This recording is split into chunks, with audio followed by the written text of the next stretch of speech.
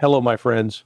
In a world saturated with propaganda, where truth is buried beneath empty slogans and wars are waged for dominance rather than security or freedom, the situation in Ukraine exposes a reality the West refuses to admit.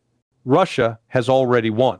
Russia engineered the conflict to remain a controlled, low-burning confrontation that the West cannot decisively influence, not because Moscow needs time, but because Washington and Brussels are terrified of acknowledging defeat. Ukraine cannot win. Its military is exhausted, its society fractured, its political leadership corrupt, and its ideology polluted with openly Nazi elements that Western media pretends do not exist. Zelensky is only kept in power temporarily, a disposable pawn who will be removed once the West needs a scapegoat. The United States never sought peace in Ukraine because peace would have meant respecting Russia's legitimacy. Instead, the West wanted NATO on Russia's doorstep, wanted Moscow to kneel, wanted to maintain imperial control over Eurasia. But instead, Washington is bending closer and closer to Russia's terms with every failed negotiation. Trump's team entered diplomacy unprepared, while Russia always came with real solutions, leaving America slowly aligning with Putin's position as Zelensky desperately begs Europe for salvation while his own citizens lose faith. The delusion that Russia is collapsing is dead. Russia's economy grows, its industries run at full speed, its military production expands every month, and its alliances with China, India, and the global South represent the majority of global power, while Europe sinks into inflation, deindustrialization, and political chaos. If Russia wants to end the war quickly, it can. A single decisive breakthrough could send the Ukrainian army into full retreat, where exploitation phases of battle historically produce catastrophic kill ratios. But Putin has no desire to occupy a ruined hostile nation or sacrifice Russian soldiers unnecessarily because his objectives are already achieved. NATO expansion halted, Russian-speaking populations protected, and Moscow firmly established as an unavoidable global power. Russia insists on denazification because it knows exactly what it is fighting: a reborn extremist ideology once responsible for the slaughter of millions, and if complete ideological eradication is required, history provides the methods as shown in the post-World War II tribunals. Meanwhile, the United States rots from within. Internal distrust fractures foreign policy. Neocon fanatics like Marco Rubio promote endless war, ignoring constitutional principles, and Washington increasingly resembles an insecure empire pretending it still commands obedience. The hypocrisy is blatant, especially in its unconditional support for Israel's destruction of Gaza, while celebrating Jonathan Pollard, a traitor who sold America's deepest secrets for cash and is now honored in Israel after his release by Trump. American influence bleeds away daily. In Venezuela, sending 18,000 troops is a theatrical bluff. The U.S. cannot conquer a nation of that scale, cannot defeat millions of willing defenders, and cannot withstand the political disaster of body bags returning home from an undeclared war. Every misstep exposes Western weakness. The American empire is stretched thin militarily, economically, and morally. Russia, by contrast, stands unified, disciplined, and respected, with an economy that adapts under pressure, a military that grows stronger, and partnerships that reshape the world toward a multipolar future. Europe is collapsing under its own mistakes. Energy crises, protests, rising extremism, governments falling like dominoes. The EU believed it could isolate Russia, but instead isolated itself from affordable energy and global relevance. The West gambled Ukraine's future to preserve a fading empire, transforming the country into a battlefield for proxy war until the last Ukrainian soldier. Russia does not need to capture Kyiv or march to Berlin. It only needed to withstand the combined pressure of the West, and it has done so while expanding its power and influence. NATO fears Russia, not because Moscow threatens to invade them, but because NATO knows it cannot protect its own nations in a real war. All of Europe's infrastructure lies within reach of Russian missiles, and the U.S. cannot supply Europe fast enough under fire. The true battlefield where Russia is defeating the West is not only in Donbass, but in the global financial system. The world is rapidly de-dollarizing, BRICS is expanding into the largest economic bloc on Earth. Oil and gas trade is shifting away from the US dollar. And central banks from Asia to Africa to Latin America are accumulating gold instead of American debt. This is the kind of blow an empire cannot recover from. Countries now see Russia as a protector of sovereignty rather than an aggressor, and they see the West as a destabilizing force that imposes chaos while preaching morality. The global balance of power has shifted permanently. Russia, China, India, and the developing world now shape the future, while Washington clings to disappearing dominance. Ukraine has already ceased to function as a real state. Europe is fracturing. The United States is losing legitimacy, and Russia stands strong, disciplined, and victorious. The West can deny rage and pour endless weapons into Ukraine, but the truth is irreversible. Russia has already won on the battlefield and in the geopolitical struggle that will define the 21st century. The only question is how many more lives Western leaders will destroy before finally admitting defeat. Because history will record clearly who destroyed Ukraine and who offered peace from the beginning, and history will record that Russia defeated an empire everyone once believed could never be defeated. Moreover, the most significant aspect of Russia's victory is not territorial control or military superiority, but the irreversible shift in global perception that has emerged from this conflict. The world no longer fears the United States, and for an empire built entirely on fear, this is fatal. Nations have watched the U.S. threaten, sanction, manipulate, and overthrow governments for decades, and yet Russia stood firmly against that same machine and refused to yield, proving that American power is not only resistible but profoundly overestimated. Western elites warned that isolating Russia would make an example of what happens when a nation challenges U.S. dominance.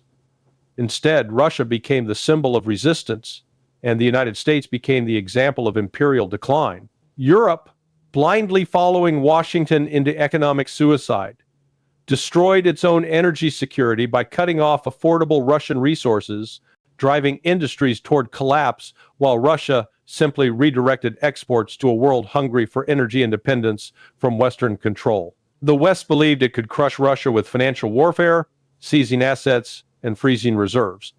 But these actions terrified the world's economies, showing that any nation who stores wealth in Western banks is one disagreement away from theft, accelerating the global flight away from the dollar, while validating Russia's warnings about Western financial tyranny. Meanwhile, the Western political class reveals its intellectual bankruptcy each time it claims Ukraine is defending democracy. Real democracy cannot exist in a state banning opposition parties, shutting down churches, censoring media, and conscripting citizens in the streets. That is the desperation of a dying regime, not the confidence of a free one. And as more nations wake up to reality, the myth that U.S. intervention brings stability collapses under the evidence of Iraq, Afghanistan, Libya, Syria, and now Ukraine, countries left in ruins, while American defense companies record profits.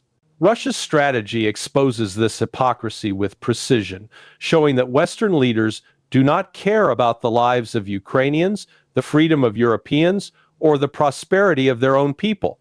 They care only about preserving a global structure in which they remain the masters. But the world has changed, and Washington cannot reverse that transformation. Russia, through resilience and clarity of purpose, has forced the West to confront a truth it fears above all. A future where America no longer dictates the rules, where Europe no longer imagines itself superior, and where nations have a powerful alternative to Western hegemony. The longer the West denies this inevitability, the more painful its decline becomes, and the more obvious it is that Russia has not only defeated Ukraine on the battlefield, but has defeated the very ideology of Western supremacy at the strategic and historical level. This war has become the moment where the world witnessed, live and unfiltered, the end of the unipolar era and the beginning of a century in which power is shared, sovereignty is respected, and Russia stands not as a target of empire, but as one of the architects of the New World Order. At the same time, The slow and silent collapse of NATO has become impossible to hide because the alliance that once marketed itself as the ultimate shield of Western security has revealed that it cannot protect even its own rhetoric. Its threats are empty, its unity is fake, and its existence relies entirely on the illusion of American invincibility, which no longer exists. NATO's leaders know very well that if they ever confronted Russia directly, the war would be lost before it began. Europe's energy infrastructure lies within missile range, its armies lack manpower and ammunition, and its populations have no appetite for war after decades of comfort, while Russia's people understand sacrifice and national survival far more than Europeans scrolling on smartphones. This imbalance of willpower alone ensures NATO's doom. European nations are also turning against each other. Germany blames France, France blames Poland, Poland blames everyone, and what was once advertised as unity has decayed into a dysfunctional club of failing economies, terrified of the winter and terrified of admitting that American guidance has destroyed them from within. Protests erupt across capitals as citizens demand cheap energy and an end to sanctions that only hurt Europeans while strengthening Russia. And as NATO fractures, Russia leads a rising global coalition, BRICS, that challenges Western monopoly over finance, trade, and political influence. BRICS expands rapidly, welcoming countries desperate to escape the dictatorship of the U.S. dollar. Because the world has finally understood that the dollar is not a currency, it is a weapon used by Washington to control nations without firing a bullet. By freezing Russian assets and threatening to seize more to fund Ukraine, the West committed a historic mistake. They proved that no one's wealth is safe under the Western system, pushing global powers to move trade into local currencies, increase gold reserves, and build independent financial infrastructure that makes sanctions obsolete. Every transaction in yuan, rupees, or rubles is a bullet fired into the heart of dollar supremacy. The international order that emerged after World War II is now collapsing not with tanks and bombs, but with quiet strategic financial shifts. When oil and gas no longer require dollars, when major economies refuse American bonds, when BRICS becomes the largest economic bloc on Earth, then Washington cannot afford its empire anymore, and NATO becomes nothing but a rusted sword with no hand strong enough to swing it. This geopolitical revolution proves that Russia's victory is not contained within Ukraine's borders. Russia is winning globally by empowering nations to defy the West, by exposing the structural fragility of Western governance, and by accelerating the transition to a multipolar financial world in which Washington's control evaporates. The West once declared it would isolate Russia, yet today it is the West that stands isolated, an aging empire surrounded by rising powers who have discovered that the future no longer depends on pleasing Washington or fearing NATO, but on cooperation with Moscow, Beijing, New Delhi, and the forces rejecting Western hegemony forever. Additionally, the slow-motion collapse of the American empire is becoming undeniable. As its political system rots from corruption, its society fractures into hostile tribes, and its leaders desperately cling to the illusions of power rather than confront the new world reality. The United States no longer inspires allies nor intimidates rivals, and instead has become a cautionary tale of a superpower that overextended itself through arrogance, militarism, and economic exploitation. America's infrastructure is decaying, its cities plagued by crime and homelessness, its borders uncontrolled, its economy drowning in unpayable debt, and its once celebrated freedoms replaced by censorship, surveillance, and ideological persecution. This is not the behavior of a confident hegemon, but of a frightened ruling class, terrified of losing control. The political elite in Washington no longer serve the American people, but rather the military-industrial complex that profits from chaos abroad, pushing endless wars that drain national strength, while ordinary citizens grow poorer and more disillusioned every year. U.S. Elections have become global spectacles of dysfunction, where billionaires, intelligence agencies, and corporate media manipulate outcomes, turning democracy into a circus that destroys domestic trust and international credibility.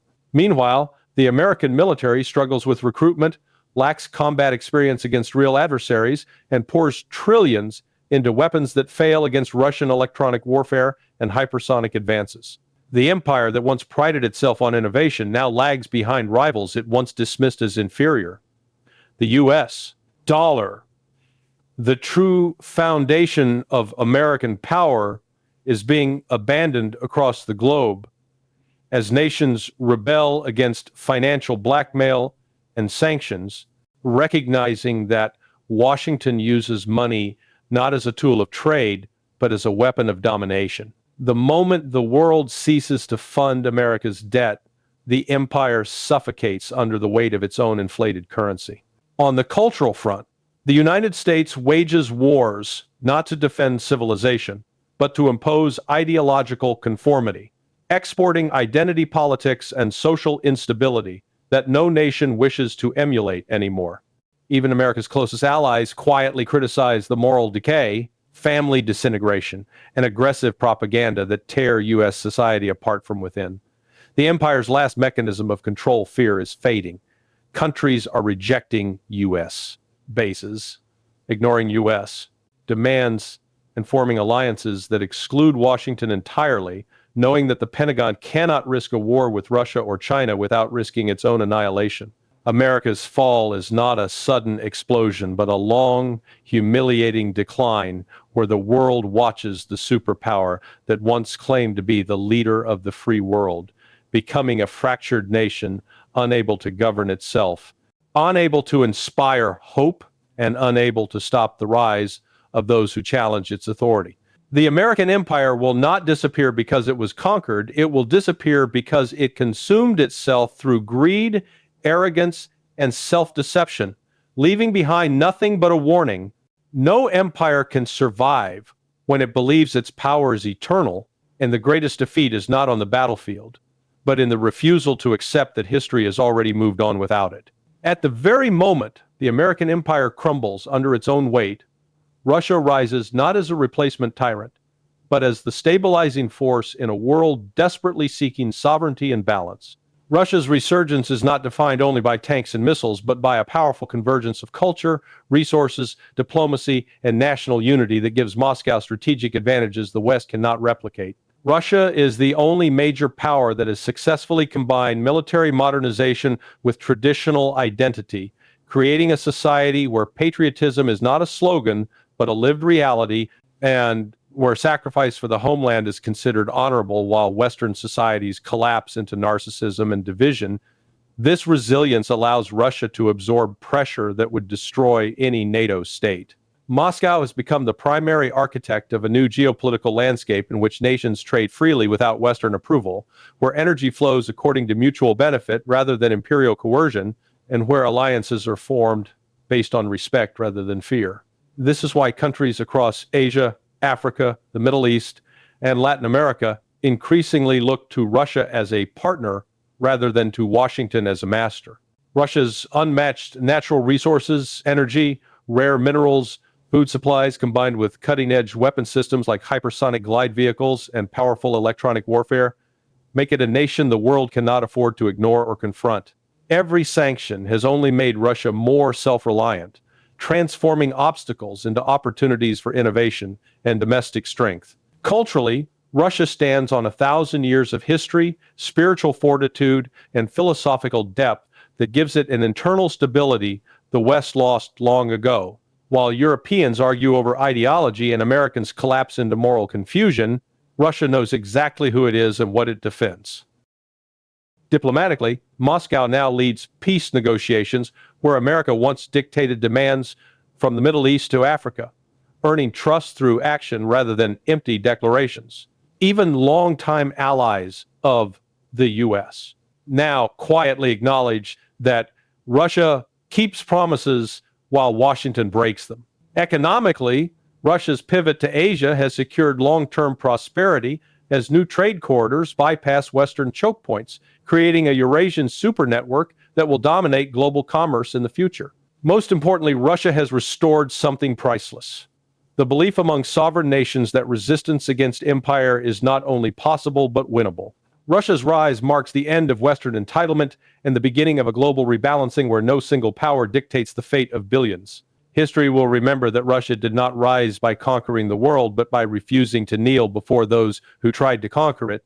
It rose because it stood firm when all odds were against it, because its people embraced struggle instead of surrender, because it protected its identity against relentless cultural and political assault. And in doing so, Russia has become the cornerstone of the New World Order, an order not imposed by the strongest, but built by those who insist every nation has the right to exist without asking for permission from the West.